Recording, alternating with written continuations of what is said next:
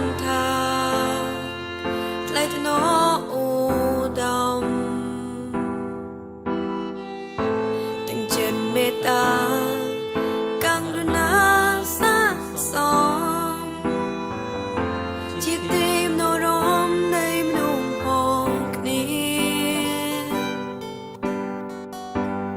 អោទុំជាតិខ្មែរថៃដែនដីសៃមកអ្នកនៅទីណាឥតប្រែជាតិខ្មែរបបធរចំណងជាតិសង្ឃ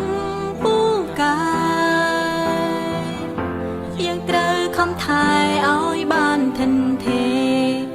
យើងជាកូនខ្មែររួមគ្នាថែមរតកដូនតាជាតិយើងថ្លៃថ្លាដោយសារយើងចេះសាមគ្គីគ្នាព្រួតដៃគ្នាឡើងមិនអើយក៏សាំងជាតិអភិវឌ្ឍក្រុមគ្រាព្រោះយើងគ្រប់គ្នាសុទ្ធតែមានបេះដូងជាខ្មែរ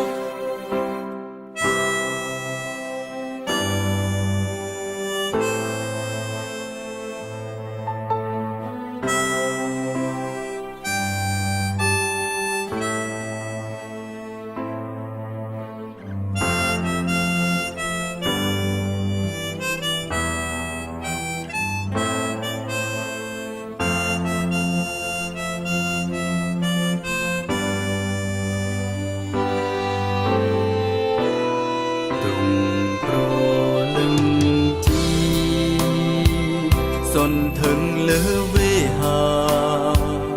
រួមមានក្សត្រាជាមលុបត្រឆៃទូទាំងរដ្ឋាមង្គលសេរីក្លែងចាំប្រស្រីជួនតែក្តីសុំយើងជាកូនខ្មែរ